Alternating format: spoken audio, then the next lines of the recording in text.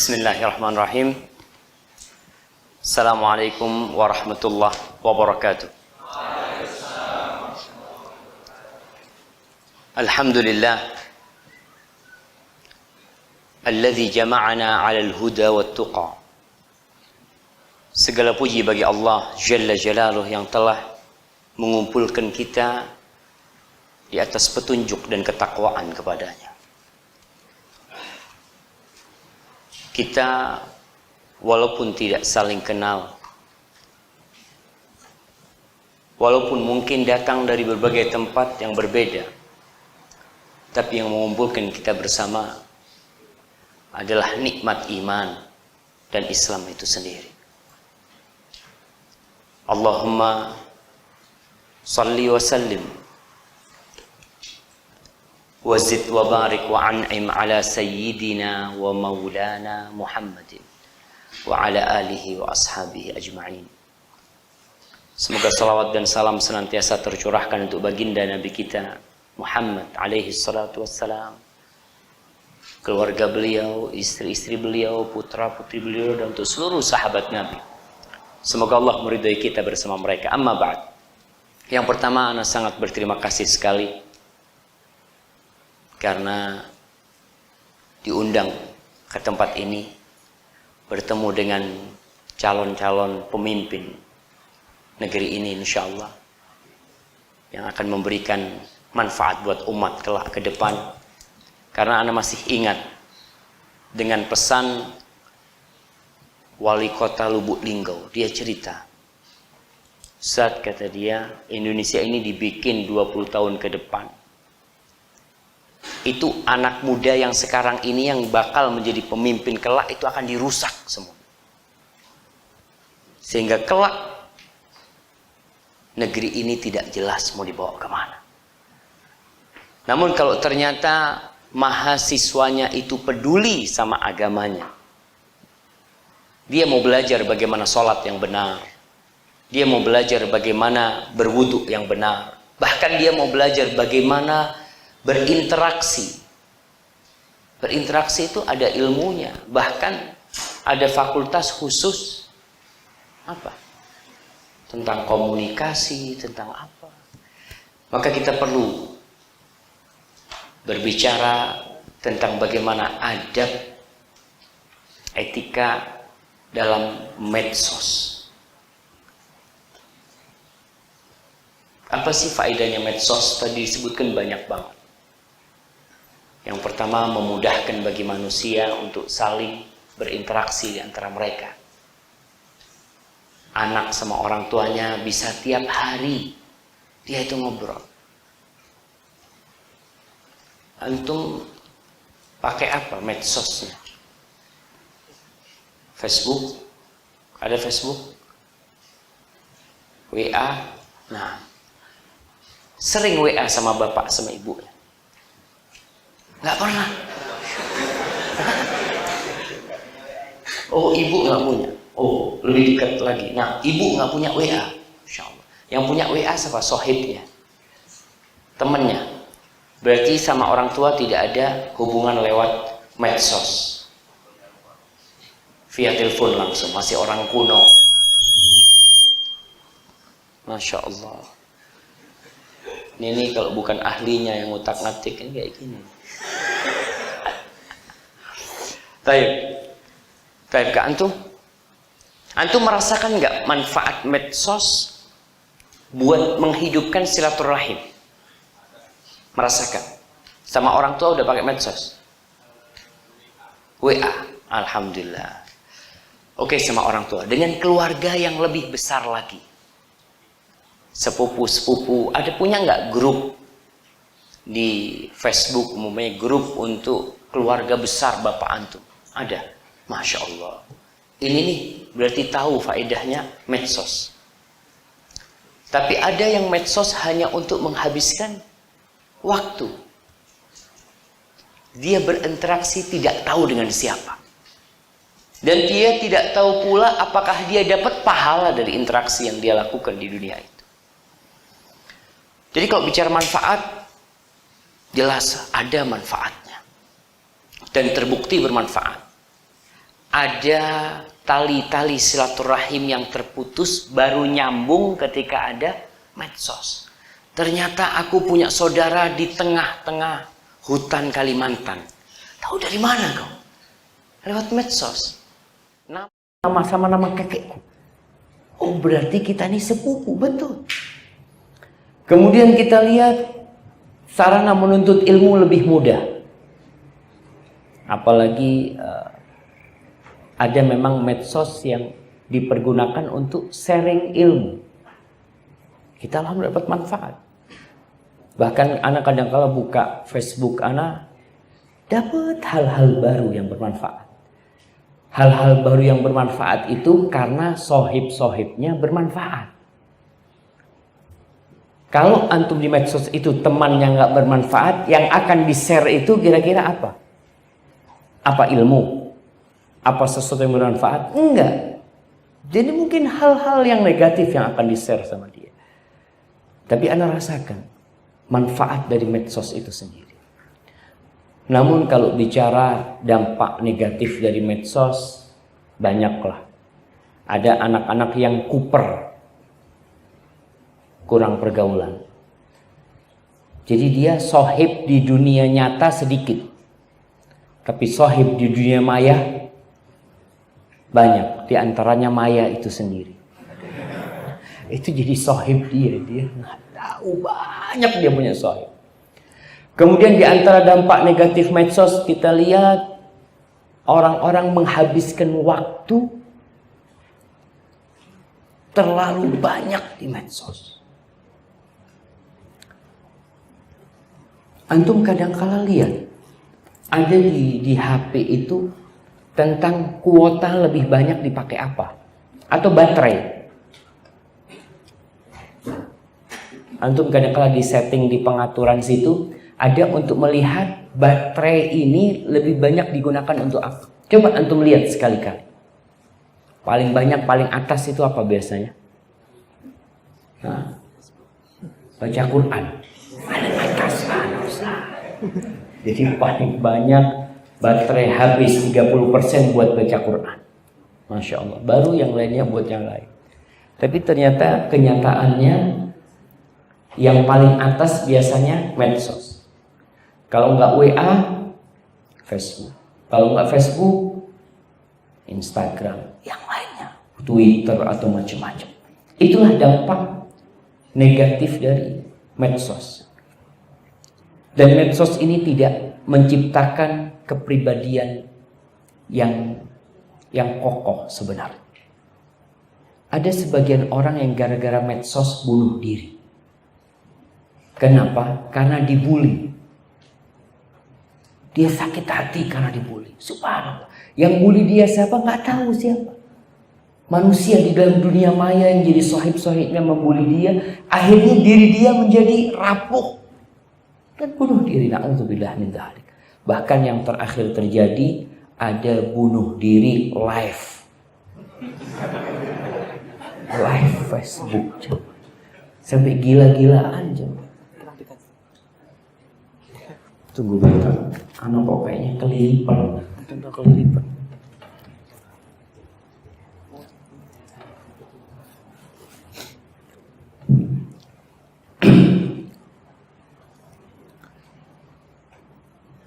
Sampai mana kita nyaman?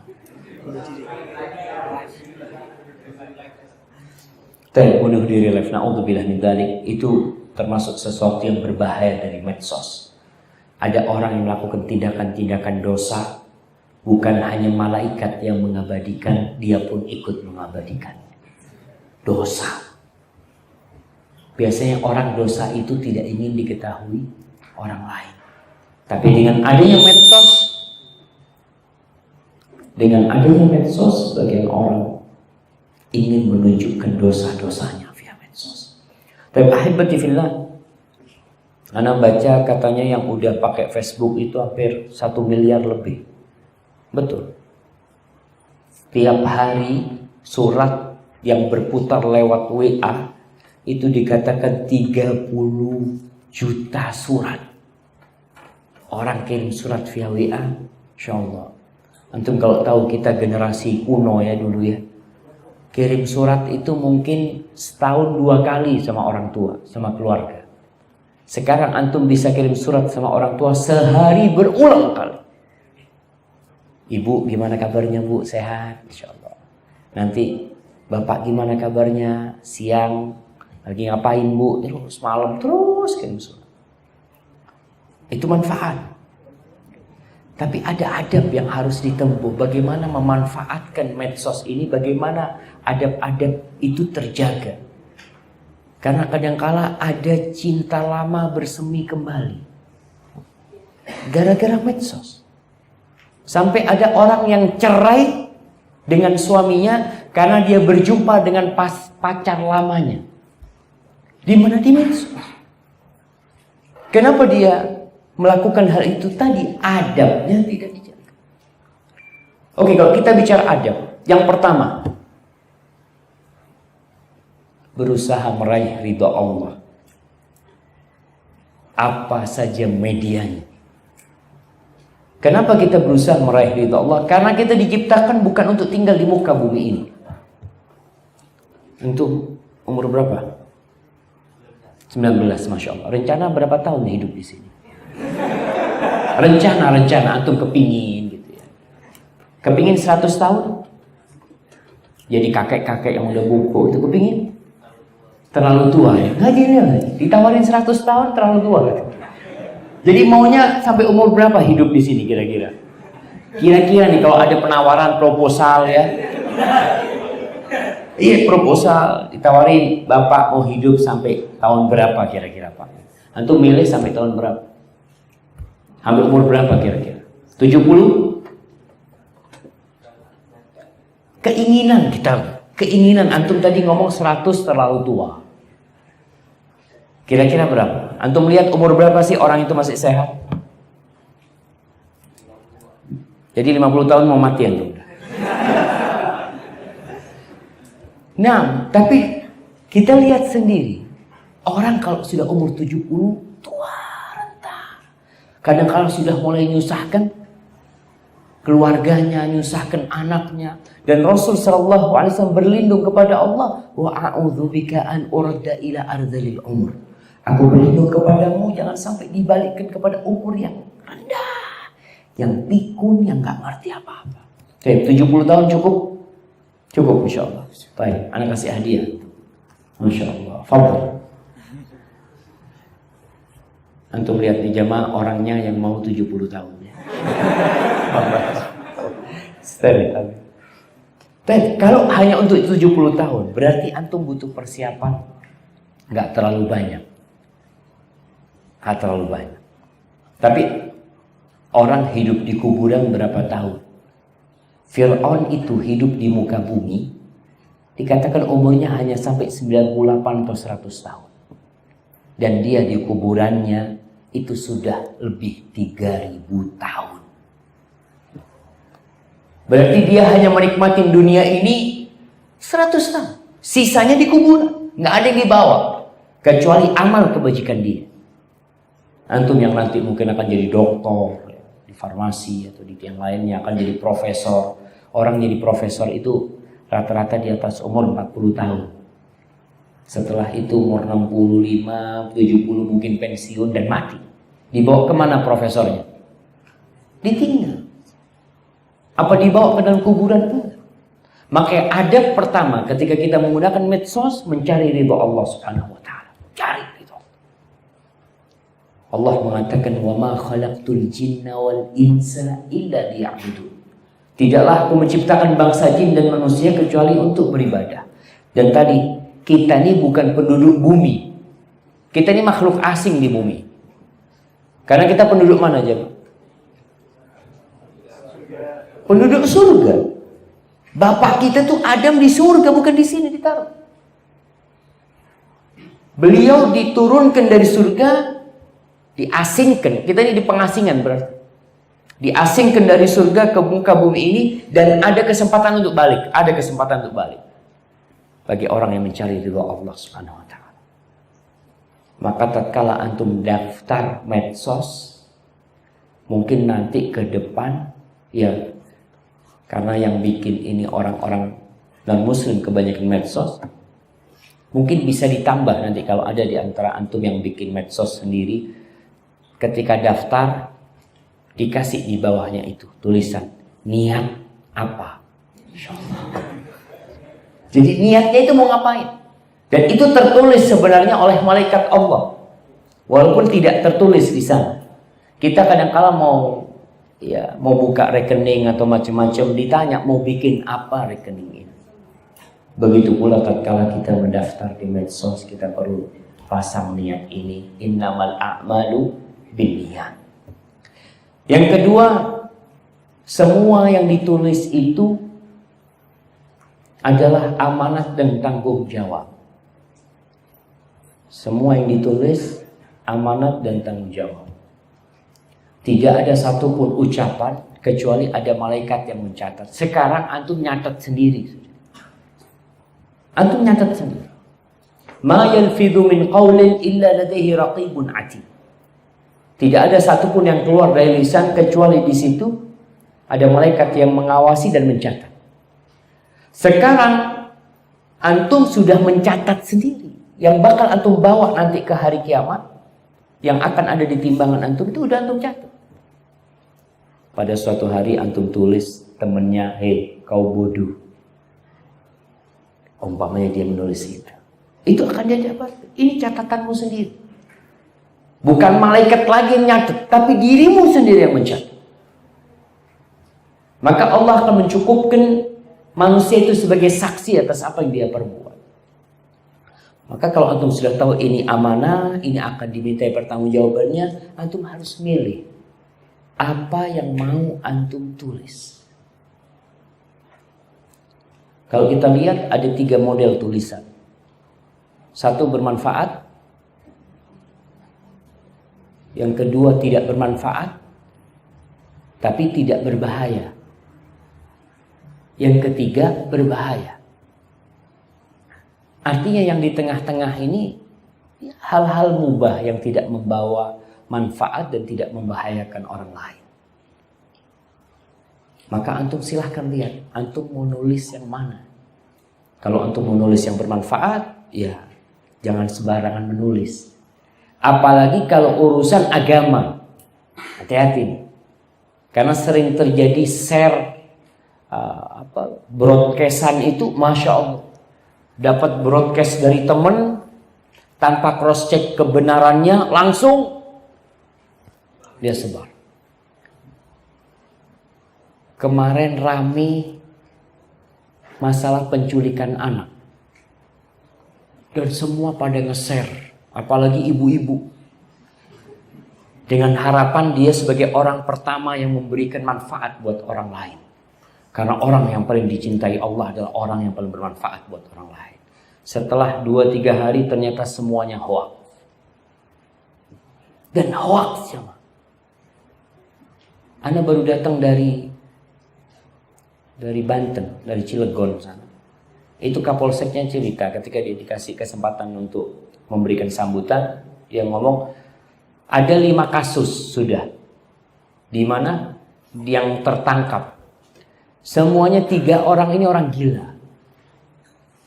Dan dari 5 ini kalau nggak salah 3 mati dibunuh sama orang-orang. Karena berdasarkan informasi dari medsos itu kalau ini penculik anak. Nggak ada.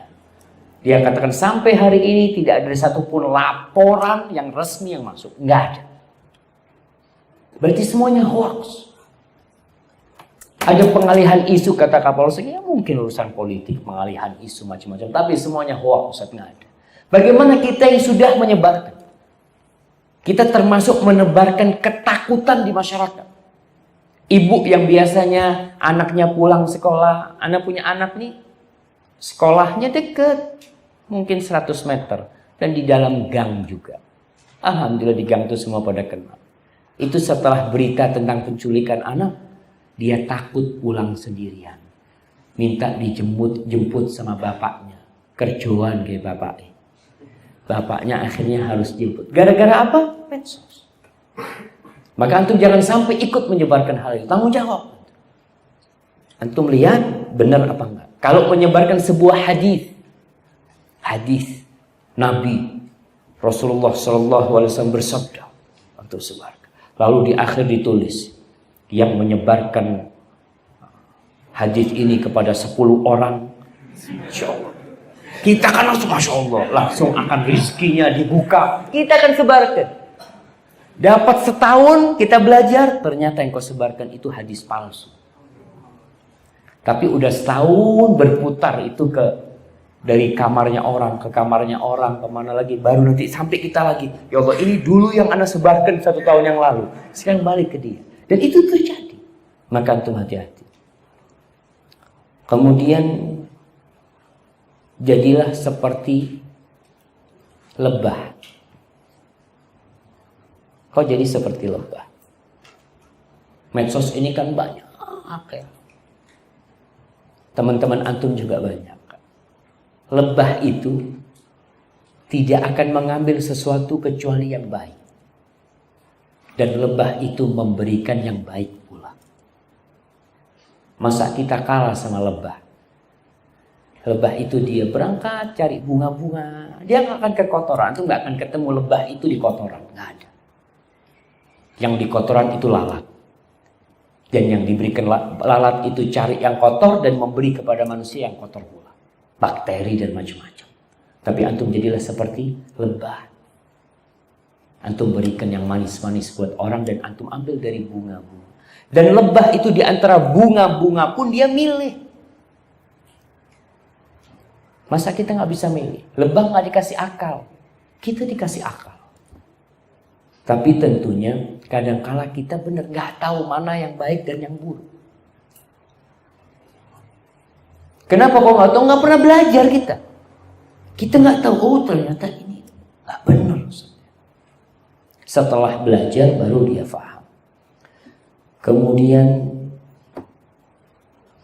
jangan sampai medsos ini menjadi sarana hilangnya keikhlasan kita. Kita awalnya ikut kajian gak ada yang tahu. Dengan adanya medsos, sedang kajian bersama Ustadz Syafiq. Bisa riak antum. Nah, bisa riak. Gara-gara medsos. Maka ternyata iman-iman medsos ini seharusnya jadi sarana kebaikan, ternyata malah dia sebagai penjagalan keikhlasan seorang hamba. Kita ini kajian nih tidak akan diterima kecuali apabila ikhlas lillahi ta'ala. Kita nuntut ilmu karena itu. Maka perhatikan, antum pakai medsos yang bermanfaat. Kalau mau men-share, yang di-share itu bukan foto antum lagi kajian. Tapi yang di-share itu ilmu dari kajian itu. Antum share. Alhamdulillah anak habis datang kajian. Nggak perlu antum ngomong habis kajian. Ada beberapa manfaat yang anak ingin berbagi dengan antum. 1, 2, 3, 4, 5. Bagi sama orang. Mudah-mudahan dengan cara seperti itu Allah akan menjaga keikhlasan kita. Sebagian orang itu ingin haji atau umroh tidak diketahui orang kampung. Caranya gimana? Berangkat via Jakarta. Orang kampungnya nggak ada yang tahu. Mau kemana Pak? Mau ke Jakarta. Masya Allah. Kapan balik? Ya agak lama sih. Dia akan menjaga keikhlasan. Sampai depan Ka'bah foto. Lalu di-share di Facebook. Loh, Bapak katanya ke Jakarta kata dia. Oh iya. Maaflah, Anda sebenarnya tidak ingin menyebarkan hal itu. Itu orang-orang lah yang menyebarkan untuk menjaga keikhlasannya. Hati-hati. Baik. Yang selanjutnya yang perlu diperhatikan, ada sebuah kaidah dalam mustalahul hadis. Orang yang tidak kita kenal itu tidak bisa kita berteman dengan dia sembarangan. Di medsos kan antum nggak tahu dengan jumlah temannya 5.000. Antum kan nggak tahu teman antum ini kayak apa. Karena Rasulullah SAW mengatakan, Al-mar'u ala dini khalilihi. orang itu ikut agama dekat, ikut agama teman dekat. Kalau antum berteman dengan orang yang suka ke masjid, antum akan diajak ke masjid. Antum kalau berteman di medsos itu dengan orang yang suka datang kajian, antum akan dapat manfaat kajian. Tapi kalau antum berteman dengan orang yang suka nonton film, kira-kira yang di-share sama dia apa? Ada film baru nih. Maka antum pilih. Tidak semua teman yang ingin bergabung antum terima. Karena ini jadi masalah, sebagian orang itu ingin followernya banyak. Dia nggak ngurus siapa aja follower dia. Yang akhirnya masuk ke tempat dia sesuatu yang tidak bermanfaat. Maka antum milih teman itu. Apalagi nih kalau cewek. Apalagi kalau yang mahasiswa lihat yang mau ikut ternyata perempuan ada fotonya. Masya Allah. Yang ini mah tafadhol. Tafadhol kata dia. Dia terima. Dan yang akhwat juga kayak gitu kadang-kala. Ada apa kok harus berteman dengan ikhwan-ikhwan? Apa manfaatnya? Enggak usah, ikhwan ini Masya Allah suka share pengajian. Masya Allah. Nah, emangnya akhwat nggak ada yang suka share pengajian? Kalau akhwat mah udah biasa Ustaz. Dia cari yang tidak biasa. Maka pilih. Bahkan seorang wanita berusaha untuk lebih menutup dirinya. Kecantikan wanita itu ada di rasa malu dia. Kecantikan wanita. Dan wanita yang tertutup jauh lebih berharga daripada wanita yang terbuka. Jadi kalau ada seorang wanita punya Facebook, tafadhol, nggak apa-apa. Tapi ingat, temannya semua perempuan dan semua yang baik. Dipilih. Jangan sampai anak rusak. Kadang-kala ada komentar-komentar miring kepada kita, macam-macam.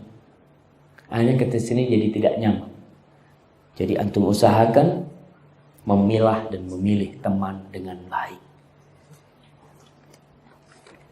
Masya Allah, waktu kurang 5 menit cuma. Masya Allah, katanya 40 menit waktu anak tadi. Tadi mulai jam berapa?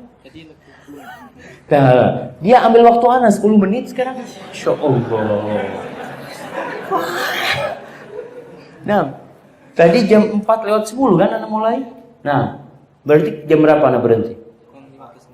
Kurang 15 menit, Masya Allah. Tapi nggak apa-apa, anak sudah kafan buat antum. Anak akan berhenti sebentar lagi. Baik, kemudian jamaah, hati-hati. Hati-hati dalam apa? Dalam banyak hal dengan medsos itu. Kadangkala ada berita-berita yang membuat iman kita jadi goyah. Ada sebagian teman-teman yang suka baca umpamanya sesuatu yang tidak dia ketahui. Syubhat-syubhat. Sekarang ada namanya Islam liberal umpamanya. Yang mengatakan semua agama sama. Yang mereka mengatakan LGBT itu nggak apa-apa. Kita ini mahasiswa kadang-kala tertantang untuk bergabung dengan mereka. Kadang-kala kita tertantang untuk diskusi dengan mereka. Dan antum nggak punya kapasitas itu untuk diskusi. Apalagi kuliahnya farmasi. Diskusinya hadis. Masya Allah, gimana tuh? Antum ahsan ketika mau diskusi tentang farmasi, tafadhol, sesuai dengan kemampuan antum. Tapi ketika seorang yang memiliki kemampuan ilmu agama sedikit, ternyata dia diskusi agama, sebagian jamaah jadi nggak sholat.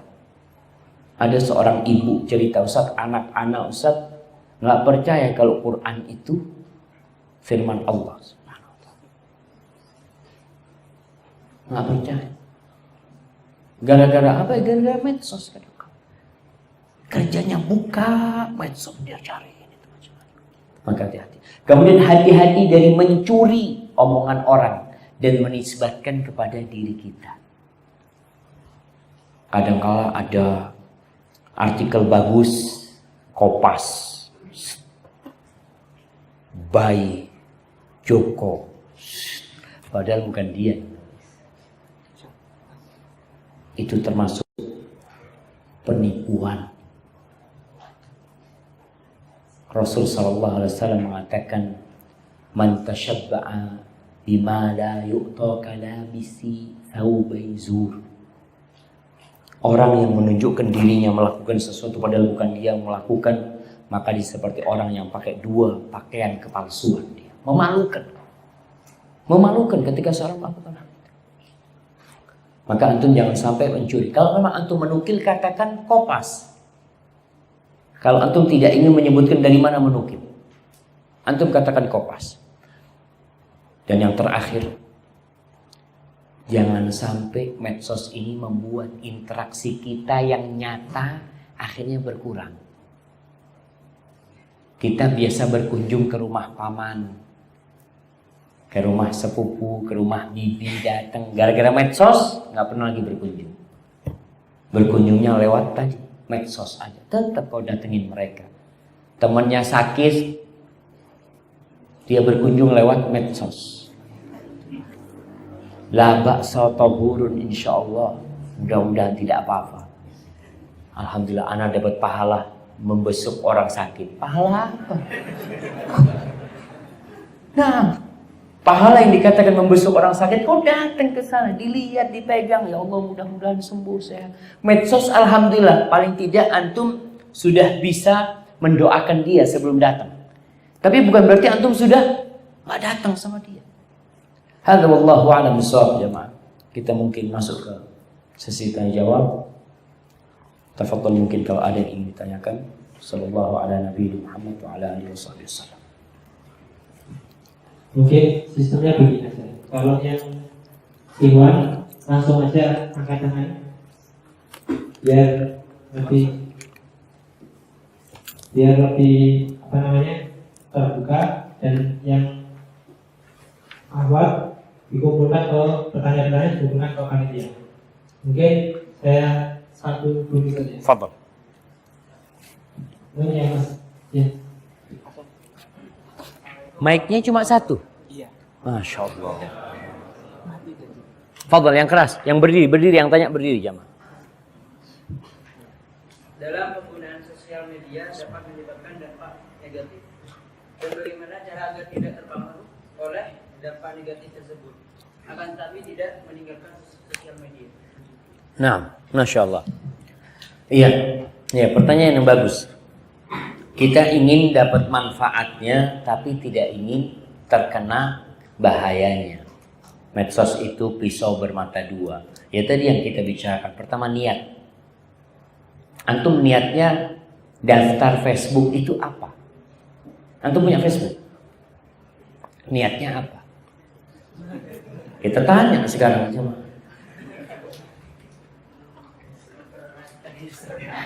Mempererat tali persaudaraan.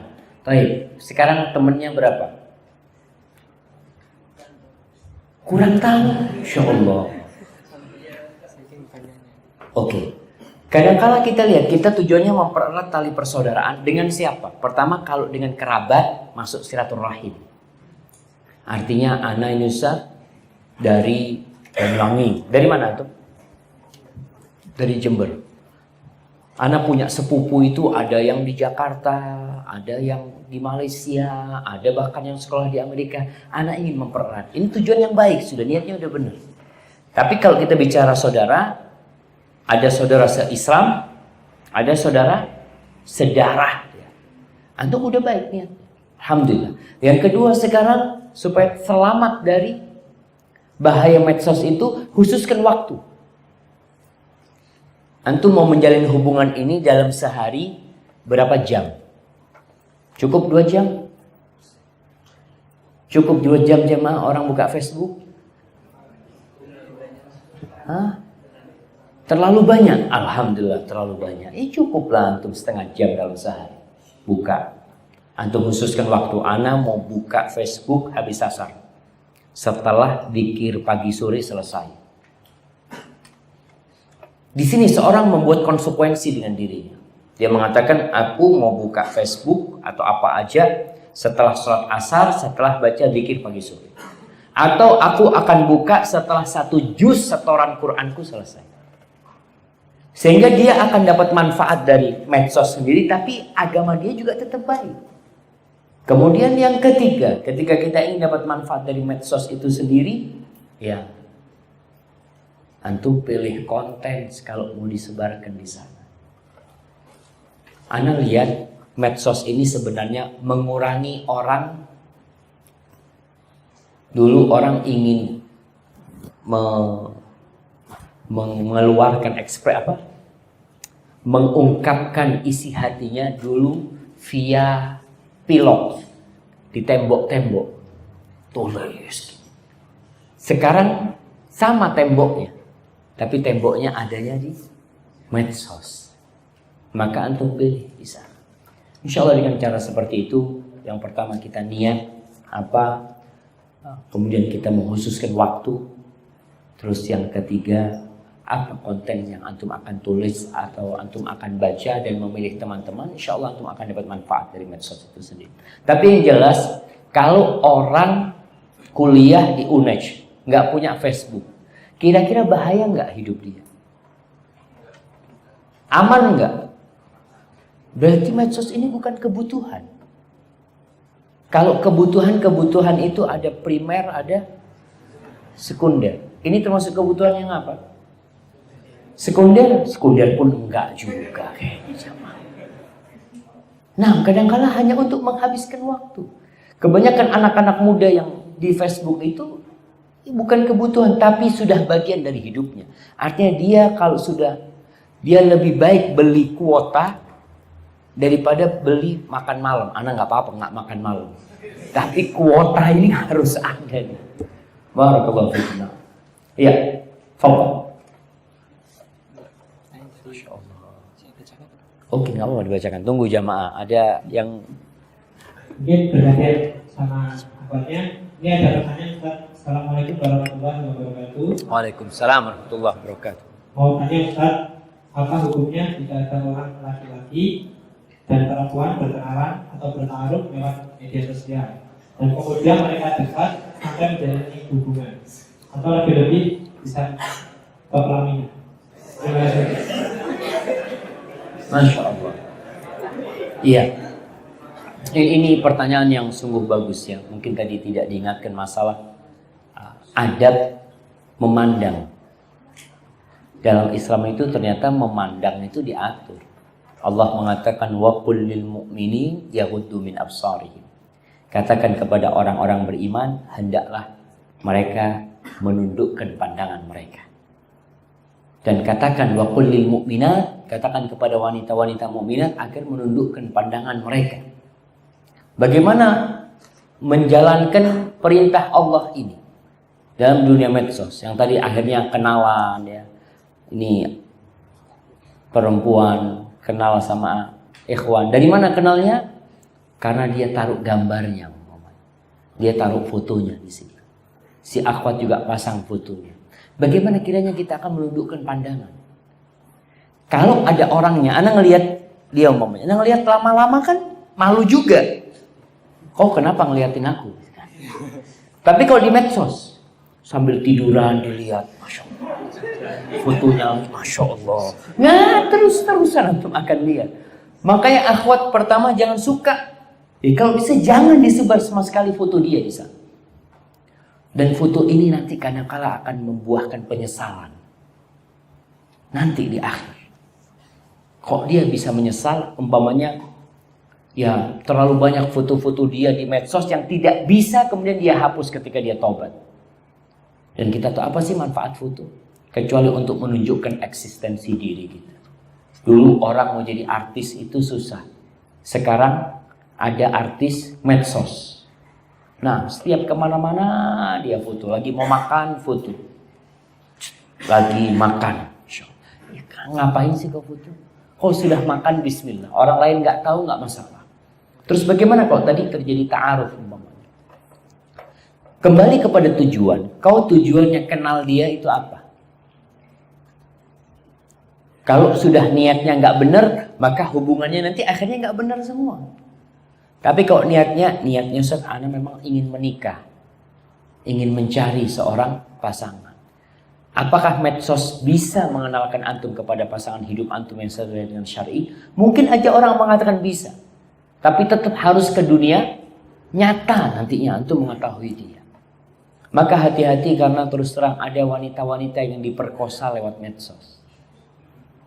Dia mulai kenalan ya.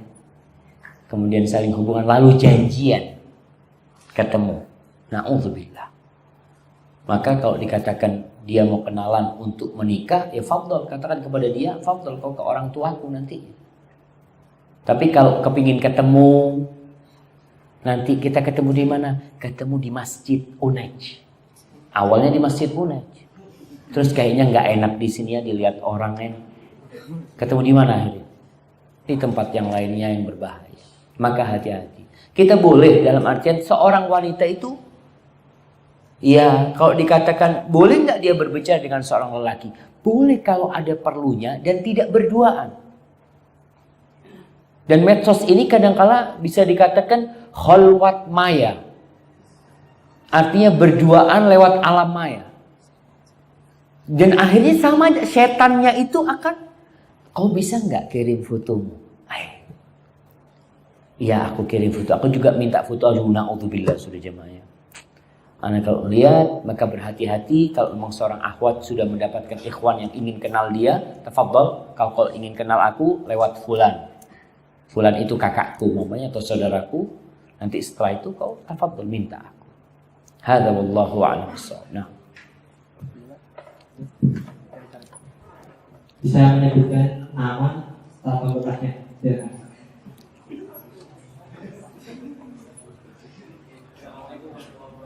Waalaikumsalam warahmatullahi wabarakatuh.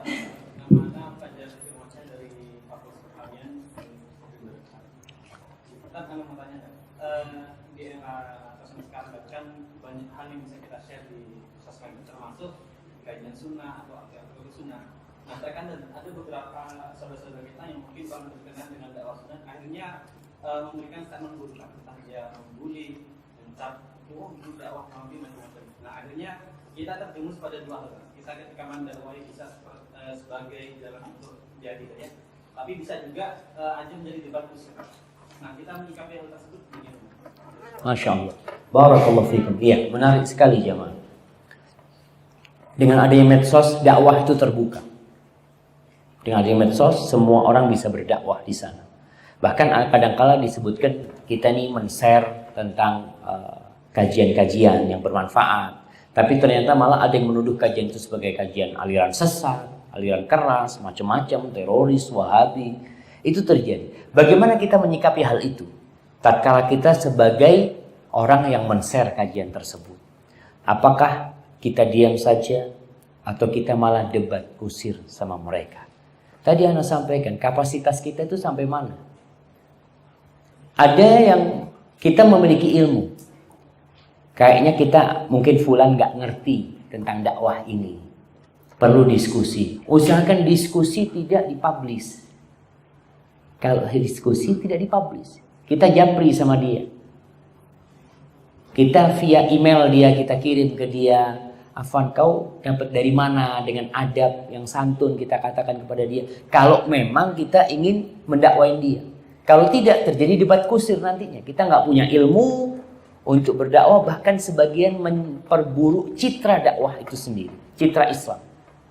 Karena kita nggak sabaran ketika dia ngomong hadza iblis. Wah, gimana kau bilang iblis? Kau yang iblis. Maka jangan. Dan Nabi kita Muhammad SAW itu dalam dakwah beliau biasa, beliau itu dihina dan dicela, biasa. Itu sesuatu yang biasa. Bahkan kalau seorang berdakwah kemudian tidak dicela, dia perlu bertanya, kira-kira dakwah ana ini benar enggak sih? Karena Rasul SAW dikatakan majnun. Beliau dikatakan gila. Beliau dikatakan sahir, penyihir. Beliau dikatakan kahin, dukun, paranormal. Beliau dikatakan lagi penyair dan macam-macam. Dan beliau bersabar. Ada yang perlu didebat, ada yang tidak. Ada yang perlu ditinggalkan. Maka kita harus pandai-pandai membaca orang ini. Paling tidak kita kalau ingin berdialog sama dia, kita kan nggak tahu siapa dia. Kita cari tahu dia ini afiliasinya kemana. Oh, dia ternyata mahasiswa farmasi. Ana mau ketemu dia. umpamanya ahlan ngobrol sama dia. Kalau memang bisa diajak, tapi ada yang tidak bisa diajak, maka biarkan saja. Dan jangan kita baper gara-gara dibully macam-macam, kemudian kita jadi sakit hati. Nggak perlu. Anjing menggonggong, kafilah berlalu terus jalan. Tapi memang perlu diingat, kalau ada kritikan-kritikan dari orang, kita tanggapi dengan positif. Mungkin ana yang salah. Mungkin belum waktunya ana men-share ini. Karena tidak semua ilmu itu tepat waktu men-share-nya. Enggak. Kadangkala iya waktunya tepat, ternyata bahasanya tidak tepat.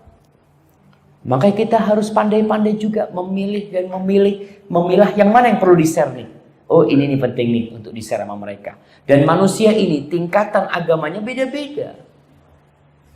Ali bin Abi Thalib memberikan pesan kepada sahabat-sahabat dia. Dia mengatakan ma antum bi muhadditsin qauman la tablughu uquluhum. Kalian jangan sampai ngomong sama orang nih suatu permasalahan yang akal orang-orang diajak ngomong itu nggak nyampe. Melainkan apa yang kau omongkan akan jadi kekacauan buat mereka. Bukan omongannya yang salah, tapi kau tidak tepat menyampaikan ini kepada mereka. Mereka nggak paham. Maka di situ kita harus milih-milih. Tapi yang jelas sikap kita antara dua hal. Kalau memang kita mau debat, usahakan debat itu di mana? Japri lah. Antara kita sama dia, tidak perlu akhirnya jadi keributan di medsos itu sendiri, jangan. Hadza wallahu a'lam. Ada pertanyaan dari Ahmad. Assalamualaikum warahmatullahi wabarakatuh. Waalaikumsalam warahmatullahi wabarakatuh. Ustaz, saya ingin bertanya. Saya pernah mendengar dari salah seorang teman bahwa dalam mengirim pesan melalui media sosial tidak boleh menggunakan emoticon. Menurut pendapat Ustaz, bagaimana hukumnya menggunakan emot tersebut? Emoticon. Itu emoticonnya. Memang ada khilaf di antara para ulama apakah emoticon itu masuk gambar yang bernyawa atau tidak. Karena kita tahu di dalam Islam itu Rasul sallallahu alaihi wasallam mengatakan asyaddun nasi 'adaban yaumil qiyamah al-musawwirun. Orang yang paling besar siksanya pada hari kiamat adalah mereka yang menggambar yang bernyawa. Kemudian malaikat itu tidak masuk ke dalam rumah yang ada anjing dan ada gambar bernyawa itu sendiri. Bagaimana dengan emoticon tadi? Emoticon itu memang tadi dua pendapat. Ada yang mengatakan tidak, dia itu tidak termasuk gambar yang bernyawa karena dia hanya separuh, hanya kepalanya doang dan tidak lengkap ya. Nggak ada kupingnya, nggak ada apa ya, cuma sekedar wajah. Walaupun ya mungkin lebih utamanya kalau antum harus emoticon itu ada emoticon yang mungkin gambar-gambar tidak bernyawa sebenarnya. Tapi kembali yang saya sampaikan tadi, kalau harus pakai itu, ya ada pendapat ulama yang membolehkan hal itu karena tidak termasuk gambar yang lengkap, walaupun lebih utama nggak perlu lah jemaah. Ada yang nangis, gambarnya orang nangis, ya. Ada yang gambarnya orang ketawa. Allahu a'lam bishawab. Sebagian mengatakan Ustaz daripada nulis hehehehehe langsung kirim gambar yang tertawa gitu kan. Masya Allah. Barakallahu fikum. Mungkin dari yang Iwan.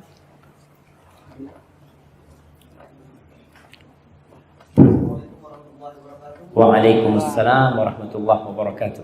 Saya tanyakan masalah jual beli online.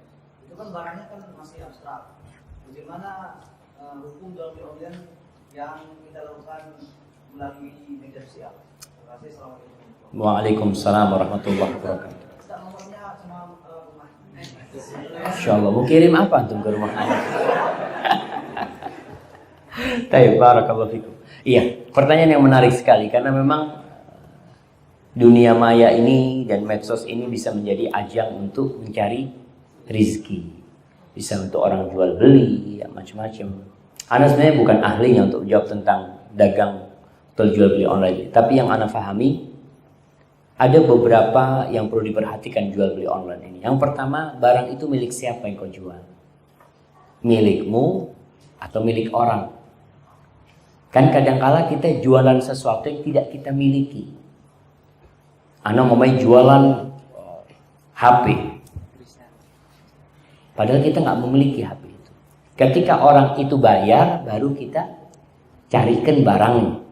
Ini ada dua pendapat ulama. Syekh Dr. Muhammad Arifin Badri mengatakan kalau pembayarannya itu kontan, maka itu masuk salam dan tidak apa-apa. Artinya orang itu butuh gelas nih. Butuh gelas kayak gini. Tapi harganya 10.000. Oke, Anda transfer 10.000, selesai. Setelah uang transfer, baru barang dikirim. Itu dimasukkan ke dalam salam. Sebagian ulama mengatakan tidak boleh. Gimana kau menjual sesuatu yang kau tidak memilikinya? Dan bisa jadi nanti orang itu sudah bayar, barangnya tidak sesuai. Karena kadang-kala ini terjadi akad, ya, Ana beli gelas warnanya bening. Ternyata setelah orang itu bayar, antum cari, nggak ada yang bening. Antum kirim barang yang tidak seperti yang diinginkan. Maka terjadi penipuan di sini. Maka sebenarnya kalau dikatakan barangnya itu abstrak, tapi kan bisa diberikan kriteria. Barangnya ini umpamanya digambar di situ ada taplak meja. Dikatakan bahannya dari katun. Kemudian ini lebarnya sekian, sesuai yang dia jual itu, insya Allah nggak ada masalah selama dia sesuai. Allahu a'lam bishawab. Sudah banyak yang jualan di sini, nggak ada masalah insya Allah. Tapi tadi catatannya kalau dia salam, jadi pembayaran harus kontan, tidak semuanya utang. Artinya ya ana bayar separuh, barang dikirim, barang nyampe baru dibayar separuhnya lagi. Nggak boleh yang seperti itu. Karena baik salam itu duitnya dulu, duit nyampe, barang anak kirimkan nantinya seperti itu. Hadza wallahu a'lam bishawab. Nah. Ada pertanyaan lagi, Ustaz. Bagaimana hukumnya jika mencoba eksis di dunia maya untuk menarik donatur seperti akun lembaga zakat yang ada saat ini? Orang-orang yang kerja di dalamnya juga diperbolehkan atau tidak? Maksudnya? Bukan cuma lembaganya saja, jadi orang-orangnya juga yang bekerja di lembaga zakat. Nah, orang nggak paham. Antum paham? Bagaimana kalau Ustaz jika mencoba eksis di dunia maya untuk menarik donatur seperti akun lembaga zakat? Orang-orang yang kerja di dalamnya juga diperbolehkan atau tidak? Ya, tergantung kalau mereka memang benar-benar niatnya untuk membagi zakat, bukan mengumpulkan dana. Ada orang yang, wallahu alam, kadang-kala ada mahasiswa yang berdiri di lampu merah, bawa kardus, kemudian ditulis untuk bencana alam mana. Kalau memang benar itu disalurkan, ahlan wa sahlan. Tapi kalau ternyata yang disalurkan cuma separuhnya, separuhnya buat apa? Buat banjaan sama mereka.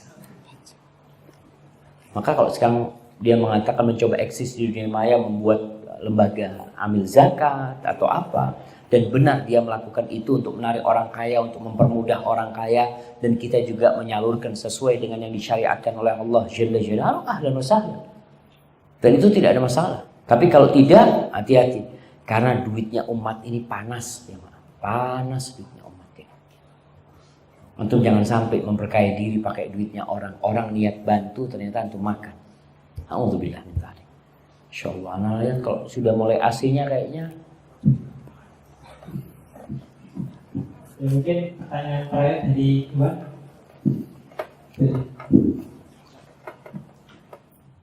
Assalamualaikum warahmatullahi wabarakatuh. Waalaikumsalam warahmatullahi.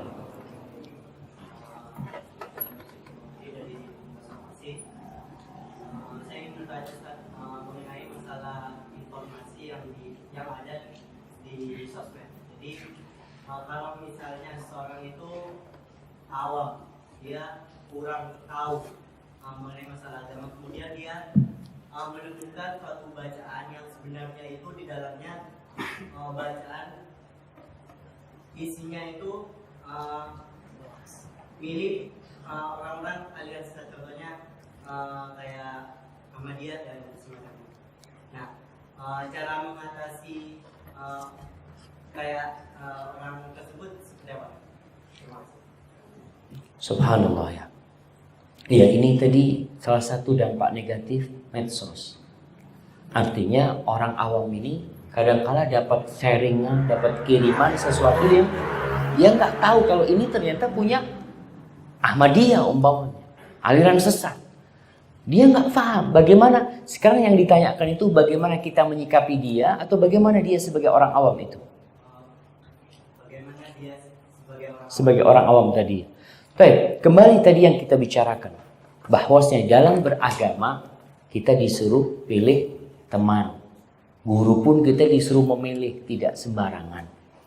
Orang awam apalagi yang tidak punya saringan agama. Yang namanya orang tidak punya saringan, dia tidak punya basic yang kuat, semua akan masuk sama dia. Bagaimana dia sebagai orang awam? Ya dia diperintahkan untuk milih yang tahu, yang dia kenal. Hada ustadz ahlus sunnah wal jamaah. Bukan dari aliran sesat. Tidak semua berita yang masuk atau informasi yang masuk dia terima, tapi dia tanyakan. Umpamanya dia dapat nih kiriman. Oh, anak kenal sama Ustadz Fulan. Ustadz, anak mau tanya nih Ustadz, anak dapat kiriman kayak gini nih. Benar apa enggak? Maka di situ seorang orang awam ini agamanya memang bertanya. Allah mengatakan fas'alu ahla dzikri in kuntum la ta'lamun. Bertanyalah kepada orang yang mengerti ketika kau nggak ngerti. Maka tugas kita tatkala mendapatkan sesuatu yang kita ragu, kita nggak tahu memang. Ini ada sebuah hadis, hadisnya benar atau tidak kita nggak tahu. Jangan itu seorang ustadz aja, kadangkala dia dapat hadis yang dia tidak paham hadis itu benar atau salah. Dan dia dituntut untuk mengkaji. Kalau ustadz dituntut untuk mengkaji. Kalau orang awam dituntut untuk bertanya, tidak membiarkan informasi itu sampai ke dirinya. Jangan sampai dia mengatakan, anak amalkan ini berdasarkan ilmu. Dari mana ilmumu? Dari medsos. Ternyata yang sampai, ini aliran nggak benar ini. Umpamanya seperti itu. Maka tetap dia harus bertanya. Insya Allah dia yang bertanya akan terbuka bagi dia. Dan syifa'ul ayyi as-su'al.